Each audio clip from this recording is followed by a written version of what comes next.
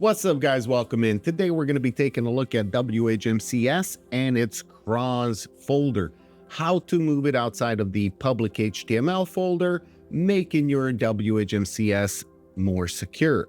So we're going to be using direct admin and showing you how to go ahead and move the Crons directory outside of the public HTML and how it's going to communicate back to WHMCS and back and forth.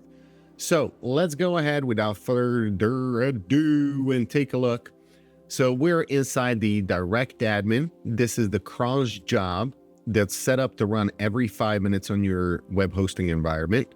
This is your path for the cron job to run. If you notice, my directory here, structure, is already set up to run directly to the crons, all right?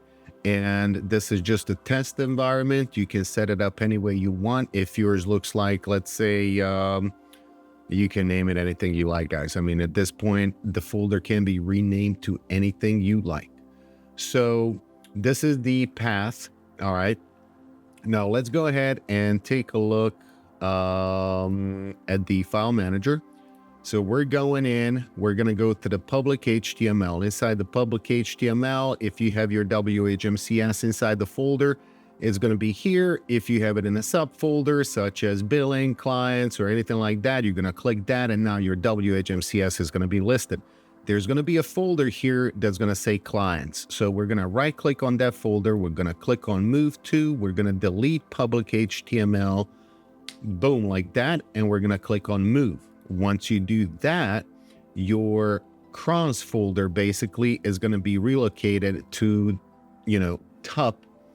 So outside of the public HTML, you're going to have your Crons folder. We're going to double click that. And now we have to edit the config.php file.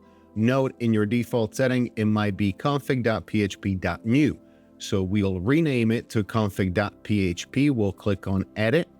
Once we're inside of it, the whole WHMCS path is going to be commented out like so, and there's not going to be a path there at all. So it's going to look like this. So first thing you want to do is uncomment the path for the WHMCS like that, and then you're going to paste in or type in your full path where your WHMCS folder is located.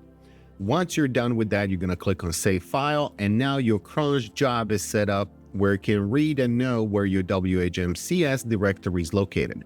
So that's step one. Step two is going to be going back into the WHMCS folder, going into your configuration.php file. Make sure it's set to 400 on the permissions. And then inside of the configuration.php, what you want to do is you want to add another line there.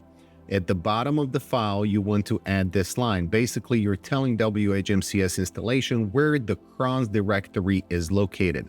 So you'll paste that or type in your Crons directory, save it, and upload it.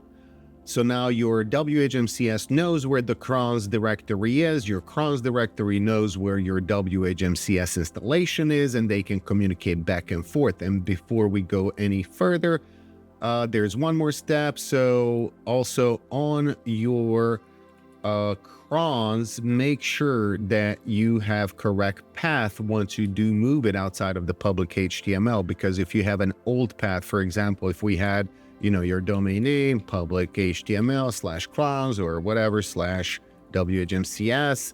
You see what I mean? You have to change that as well. So once you change it, save it, and you're good to go. So basically, that's all there is to it, guys. Simple and easy. Some people have a lot of problems moving directories outside of the public HTML, and then it's not communicating back, and it can't run the cron, and it can't send the invoices, blah, blah, blah, blah, blah. But there you have it. Simple and easy job that you can do very fast. If you have any questions, drop it in the comment section, guys. Don't forget to subscribe, and we'll see you in the next video. Thank you for watching.